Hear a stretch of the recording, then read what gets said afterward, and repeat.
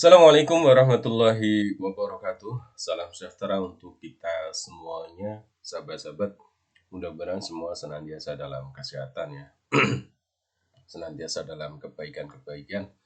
Nah, sampai kita di pertemuan yang pertama, di materi yang pertama ya, yaitu 1000 hari pertama kehidupan. Nah, ini sebagaimana yang saya sampaikan di pengantar bahwa materi ini memang tidak langsung berkaitan dengan anak usia dini, tetapi ini bisa menjadi dasar kemudian untuk menjelaskan misalnya ada persoalan-persoalan kenapa uh, misalnya ya pertumbuhan di anak usia dini itu berat badannya kurang seperti itu. Nah, bisa jadi faktornya itu karena di dalam kandungan atau di awal-awal perhatian terkait sama gizi orang tua itu kurang atau kemudian ada persoalan di sana.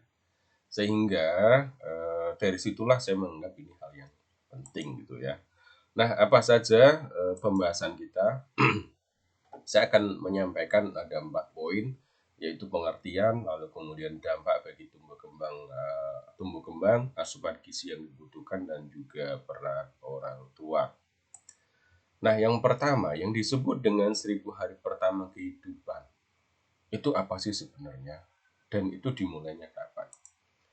Jadi secara hitung-hitungan itu 270 hari dalam kandungan. Jadi ketika mulai dari konsepsi ya sampai kemudian anak usia 2 tahun. Nah, kita tahu ini di situ disebut dengan golden age ya. Usia emas di mana ketika di dalam kandungan jelas itu ada pertumbuhan berbagai organ ya, dan juga terutama adalah perkembangan otak. Nah, di sini perlu untuk kemudian jadi perhatian penting. Setidaknya untuk rekan-rekan ini mungkin bisa jadi pengetahuan pribadi ya, dan juga kaitannya dengan anak usia dini ini bisa menjadi membantu untuk menjelaskan ketika misalnya ada persoalan-persoalan terkait anak usia dini, bisa saja ditengok dari fase sebelumnya itu ya. Nah, teman-teman, di masa-masa penting tadi ya, di masa-masa penting itu atau 1000 hari itu ada hal yang penting ya. Di dalam kandungan sendiri ada perkembangan berbagai organ. Dan di situ gizi itu perlu untuk kemudian dicukupi ya. Bahkan bukan hanya kebutuhan fisik ataupun gizi, tetapi juga bentuknya stimulasi kalau kita berbicara terkait sama perkembangan ya. Stimulasi yang dimaksud adalah eh, yang kemudian mensupport perkembangan. Ya, misalnya saja ada yang mendengarkan kisah-kisah, ya, menceritakan kisah-kisah seperti itu, atau mengelus-elus dan seterusnya ya. Karena memang studinya menunjukkan ketika di dalam kandungan, sekalipun organ luarnya ya, jadi daun telinga itu belum terbentuk, tetapi sudah terbentuk bagian dalam dari telinga, artinya gendang telinga dan seterusnya, sudah bisa mendengar. Makanya anak ketika lahir mereka begitu familiar dengan orang tuanya gitu ya, atau kemudian menangis ya ketika ada orang asing ya, karena getaran yang diterima oleh bayi itu berbeda. Jadi memang ada penjelasan secara ilmiah ya. Dan di dalam perkembangan itu sendiri, ketika di dalam kandungan ada banyak hal yang sangat kemudian berperan penting, terutama terkait sama kesehatan dan perkembangan otak ya. Nah, di dalam Al-Quran sendiri ada pesan yang menarik bahwa Allah itu menciptakan pendengaran, penglihatan, dan hati kan seperti itu ya. Nah, itu juga ada maksud bahwa ada hikmahnya. Jadi Allah menciptakan pendengaran, dan memang pada fase perkembangan pendengaran itu ada terlebih dahulu. Fungsinya itu ada terlebih dahulu ya. Baru kemudian ketika lahir ya, terus kemudian ada mata terbuka, disitulah penglihatan. Lalu kemudian hati ya, hati. Nah, di dalam dunia psikologi klinis itu bahkan diketahui ada yang mengatakan ini ya, ada peristiwa-peristiwa trauma di masa kehamilan dan itu dialami oleh anak. Nah, ada yang sampai kasus seperti itu. Nah, artinya apa? Itu menunjukkan bahwa fase di dalam kandungan itu memiliki hal yang penting. Lebih dari hanya memenuhi terkait sama gizi. Gizi jelas ya, gizi dari ibu, terus kemudian gizi untuk anak, karena itu untuk perkembangan seluruh organ tubuhnya kan. Tapi juga ada faktor yang lain, misalnya psikologis dan yang lain-lain ya. Nanti kita akan kupas secara lebih lanjut. Nah, dampaknya apa bagi tumbuh kembang kalau kemudian itu terpenuhi, kalau kemudian diperhatikan, kalau enggak seperti apa gitu ya. Dampaknya kita bisa lihat, misalnya kalau tidak memperhatikan terkait dengan gizi, ya jelas kekurangan gizi ya. Nah ini juga jadi persoalan, apakah memang kurang perhatiannya orang tua atau mungkin karena ada kondisi ekonomi ya. Makanya salah satu bahasan kita termasuk dengan stunting gitu ya. Stunting itu kan kondisi kurang gizi yang bisa jadi disebabkan oleh ada banyak hal ya. Yang sangat jelas adalah misalnya karena kondisi ekonomi gitu ya. Tapi ada juga mungkin ada persoalan yang lain, eh, apa namanya, nanti mungkin kita akan jelaskan lebih lanjut ya. Atau kemudian tubuh jadi kerdil ya. Tubuh kerdil itu artinya apa ya? Kurang gizi itu ya, ukurannya biasanya adalah berat badan yang kurang gitu ya, atau berat badan yang berlebihan.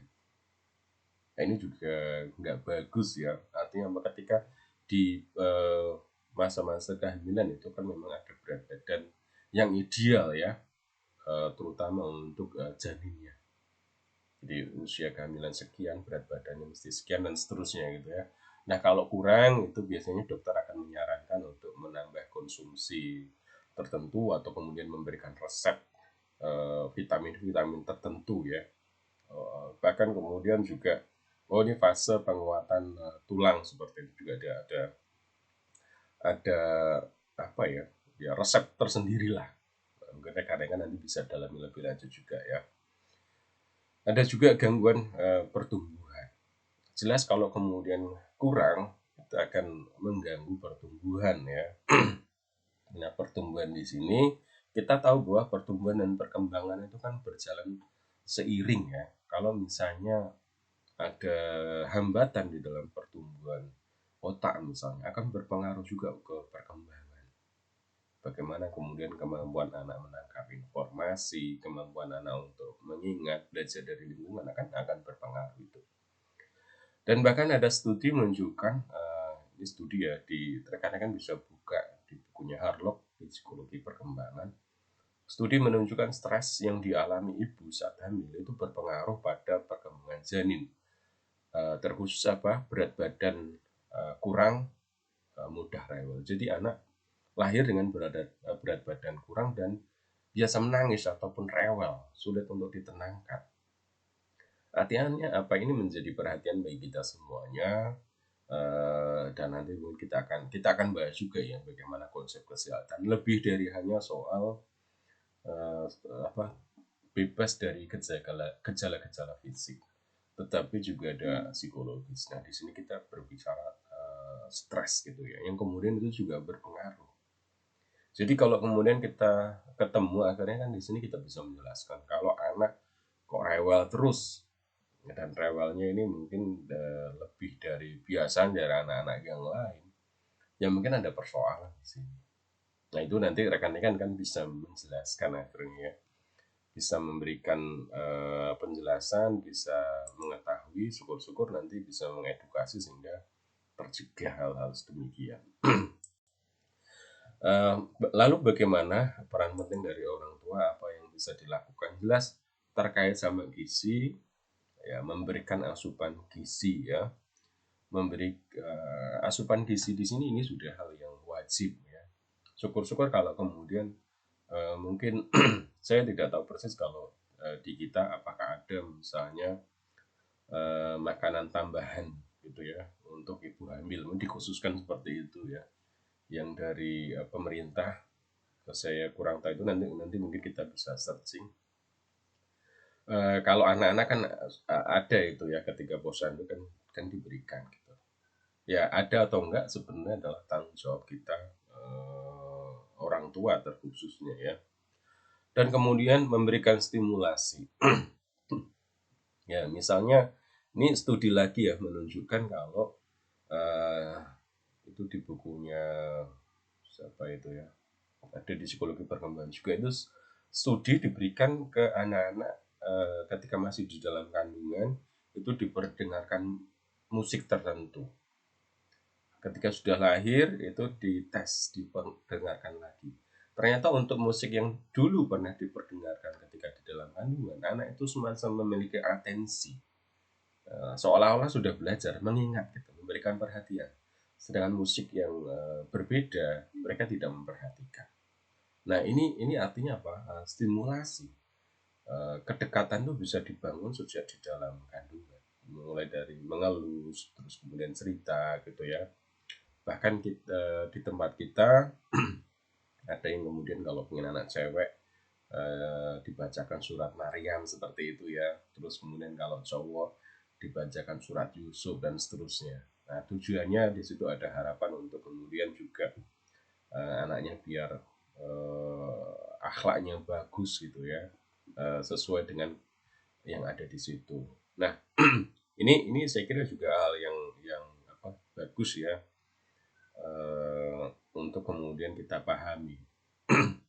Nah, syukur-syukur kita juga apa namanya bisa memberikan hal yang lebih lagi. Artinya apa?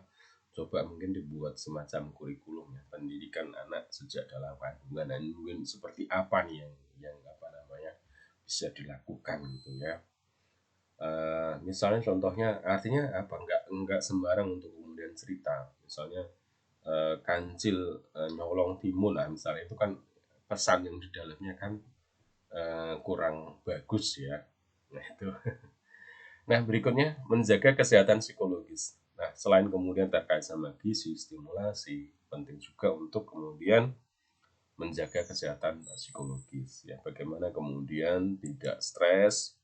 Artinya di sini juga peran penting ya kedua orang tua untuk kemudian bisa sharing, bisa berbagi sehingga tidak menjadi beban psikologis ya. Karena apa, kalau stres itu nanti akan berpengaruh ke hormon yang ada di dalam tubuh ibu, dan itu nanti akan tersalurkan juga ke melalui plasenta ya. Jadi kan mereka ini kan satu frekuensi. Kalau satunya mengalami stres maka anaknya juga akan stres. Satunya males makan, anaknya juga asupan makanannya kan kurang seperti itu. Jadi sangat logis sebenarnya penjelasannya. Dan oleh karena itu ya bagaimana kemudian tugasnya keluarga, social support. Kalau kemudian ibu tahu kayaknya mungkin ada persoalan, ya segera sharing dengan pasangannya atau kemudian dengan keluarganya. Siapa saja yang bisa untuk kemudian mengurangi beban itu ya. Nah, berikutnya lagi asupan gizi yang dibutuhkan. Lalu apa yang kemudian dibutuhkan kalau kita tadi berbicara terkait sama gizi, terus dukungan psikologis ya, terus kemudian juga stimulasi gitu. Nah, terkait sama gizi ini ada sejumlah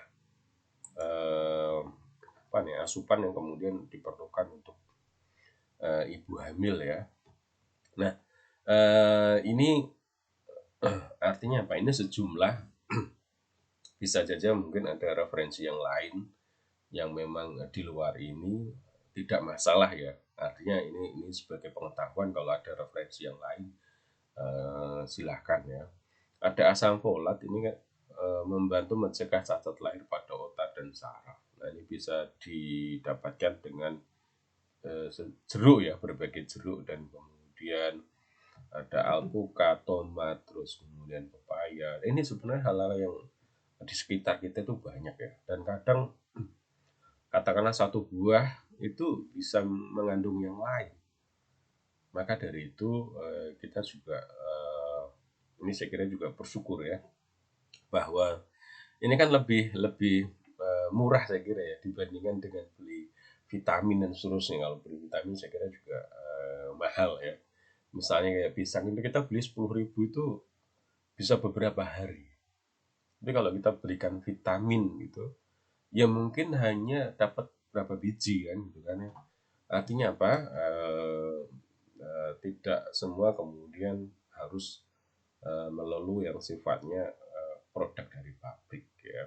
Kita bisa di sekitar kita saya kira banyak ya, apalagi Indonesia ini kan melimpah luar biasa. Terus ada zat besi, ini pembentukan sel darah merah ya, dan terutama juga kalau ibu hamil itu kan penting zat besi, karena biasanya akan anemia berkunang-kunang kan seperti itu ya. Terus ada omega dan HA, ada vitamin, kalsium, dan juga ada lemak ya, minyak sebagai salah satu sumber energi. Nah itu rekan-rekan, ntar saya kira bisa dipelajari secara lebih lanjut untuk ini ya, dan saya kira banyak referensi yang kita bisa pakai terkait sama kebutuhan ya. Kalau saya cermati sebenarnya kalau kita menerapkan pola makan sehat, ya cukup dengan apa 4 sehat 5 sempurna kalau zaman dulu ya. Saya kira sebenarnya semua terpenuhi, sayur-sayuran kita dapat, mungkin pakai protein tempe kacang, tempe yaitu dari kacang atau tahu, terus kemudian dari telur ataupun ayam, nah seterusnya ya. Saya kira sebenarnya tercukupi sayur-sayuran. Nah ini apa namanya, tidak bisa untuk kemudian kita abaikan ya. Vitamin D apalagi sinar matahari ya, dari kalsium ada kedelai, almond, biji apa namanya, wijen dan seterusnya ya. Artinya apa, berjemur juga penting. Makanya kalau anak-anak yang terutama yang masih masih ya tadi ya usia yang 2 tahun itu kan 1000 hari pertama biasanya kan diajak untuk keluar rumah terus kemudian berjemur ya. Tujuannya untuk vitamin D ini biar kemudian tidak, kalau nggak salah itu kuning lah ya, tidak tidak kuning gitu. Nanti saya kira bisa lah teman-teman tambahi ya di referensinya ini. Berikutnya lagi asupan gizi bayi. Kalau bayi jelas yang utama itu adalah ASI ya, ASI, dan disarankan itu sampai 2 tahun penuh ya. Sekalipun nanti dalam perjalanannya itu ada makanan pendamping ASI. Terutama ini juga harus melihat terkait dengan kesiapan pencernaan dari anak ya. Dan umumnya ada yang bilang, ada yang mengatakan kalau usia 6 bulan ke sana itu sudah bisa diberikan makanan pendamping ASI. Karena kadang persoalannya itu yang jadi tantangan adalah produksi ASI itu tidak sebanyak di awal, kadang seperti itu. Terus kemudian ketika ibu bekerja ya produksinya menurun karena kecapean dan seterusnya ya, sehingga kemudian untuk memenuhi gizi anak itu perlu untuk makanan pendamping. Tapi kemudian namanya pendamping itu kan bukan menggantikan ya, tetap asinya tetap jalan, terus kemudian ditambahi dengan pendamping. Nah tentu untuk kemudian memberikan makanan pendamping ini juga kita bisa lihat, kita cermati ya, kita sesuaikan mulai dari teksturnya ya mudah dicerna, terus kemudian tentu tidak menimbulkan alergi, kan ada makanan-makanan tertentu yang akan menimbulkan alergi ya, dan juga harus dilihat nilai gizinya, dan umumnya yang bagus itu yang alami, yang segar-segar ya, tidak mengandung bahan pengawet, itu lebih bagus untuk kemudian konsumsi asupan gizi bayi gitu ya. Nah itu terus berikutnya lagi, saya kira ini nanti rekan-rekan juga bisa lihat ya terkait misalnya studi pentingnya ASI itu seperti apa gitu ya, kenapa harus 2 tahun misalnya, kalau tidak 2 tahun kira-kira faktornya apa gitu, nanti juga saya kira bisa bisa dicermati ya hasil apa studi-studi terkininya ya. Nah tantangannya ini misalnya terkait sama ASI ini adalah di masyarakat itu ada, dan saya pernah menemukan belum waktunya, artinya pernah tahu lah cerita dari seorang, saya tidak melihatnya sendiri ya, belum waktunya diberikan makanan tambahan tetapi sudah diberikan dengan alasan bayinya nangis terus. Nah ini bahkan belum sampai hitungan bulan, jadi ada beberapa hari ya dari ini pisang dilumatkan lalu kemudian dikasihkan ke bayi. Nah, yaitu mungkin apa namanya memang membuat bayinya tenang ya, tenang rasa apa kenyang seperti itu. Tapi ada persoalan yang lain, sudahkah aman untuk pencernaan? Karena terkadang ada mungkin juga teman-teman bisa cek kasus-kasus di mana pemberian itu justru membahayakan bayi karena pencernaannya belum siap. Nah ini juga tantangan, artinya tantangan itu apa? Kita bisa lah sambil mengedukasi apa, anak-anak, mengedukasi orang tua, maksud saya mengedukasi orang tua terkait ini. Ya karena di sebagian masyarakat mungkin masih ada ya. Bahkan juga tantangan bagi rekan-rekan yang ada di dunia kesehatan untuk mengedukasi ini bahwa belum siap lah gitu ya. Ya sekalipun mungkin masyarakat juga ada yang memiliki dalil bahwa mereka selama ini ya menggunakan nggak masalah. Ya, itu gimana ya? Itulah yang saya bilang sebagai tantangan ya. Dan masih ada yang fokus pada bayi merasa kenyang, tidak menangis, bukan soal kesukupan gizi. Nah ini kadang ya, orang itu kan kadang tidak bisa menahan diri untuk kemudian memahami situasi ya. Kalau kemudian bayi nangis itu kan pasti responnya itu kita akan cepat. Itu manusia. Tetapi kemudian menyempitkan pemahaman kita kalau bayi nangis itu soal lapar lah itu kan. Itu jadi persoalan juga gitu ya. Sehingga ada kemudian juga alasan-alasan di mana memberikan makanan tambahan belum waktunya juga itu demi ini, demi untuk kenyang. Karena tidur pules, sebenarnya alasannya lebih mungkin orang tua karena kesibukan gitu yang lain-lain ya. Maka penting untuk kemudian tadi soal ketika memang ada asupan tambahan itu juga melihat gizinya ya. Nah bagaimana dengan susu formula? Susu formula ini kan fungsinya sebenarnya juga asupan tambahan ya. Tambahan memang diharapkan tidak mengganti ASI ya. Kenapa demikian? Ketika seorang ibu memberikan ASI, di sana itu sebenarnya ada sentuhan psikologis, ada bonding, ada kedekatan yang nggak didapatkan kalau kemudian anak diberikan botol berisi susu formula. Nah, di sini saya sampaikan bahwa saya bukan benci susu formula ya, nggak, tetapi coba untuk meletakkan ini sebagai ya tambahan yang kemudian bukan mengganti, tapi seiring sejalan lah seperti itu ya. Dan di dalam pemberiannya itu juga harus dilihat ada faktor-faktor yang kemudian kita perhatikan, terutama secara kesehatan. Untuk itu mungkin rekan-rekan bisa membaca-baca referensinya ya. Cuma di sini saya tegaskan bahwa kalau secara psikologis ya tentu akan berbeda ketika diberikan ASI lalu kemudian diberikan apa susu formula ya. Ada bondingnya ya. Bonding ini yang terbangun ketika memang diberikan ASI karena dekat gitu ya. Yaitu apa namanya terkait sama ASI dan susu formula. Nah, lalu kemudian apa peran orang tua? Peran penting orang tua jelas bahwa kebutuhan bukan hanya fisik, ini yang harus dipahami bahwa bukan soal fisik, bukan soal makanan, tetapi juga psikologis gitu. Bukan soal kenyang dengan susu formula, dengan apa makanan bukan itu, tetapi ada faktor psikologis yang juga kita perhatikan ya. Nah, kalau dari suami jelas mencukupi kebutuhan fisik dan psikologis ibu juga anak. Nah, terus kemudian istri menjaga kesehatan fisik, psikologis dan kecukupan gizi juga anak. Dan untuk masyarakat perlu untuk kemudian edukasi ya terkait sama memahamkan peran penting kecukupan gizi bagi janin dan bayi. Nah inilah korelasinya yang kita bisa ambil ya ketika kemudian kita di bagian dari masyarakat kita bisa untuk kemudian memberikan edukasi juga. Kalau kita adalah suami atau istri ya kita bisa lihat peran kita lah ya dan kita paham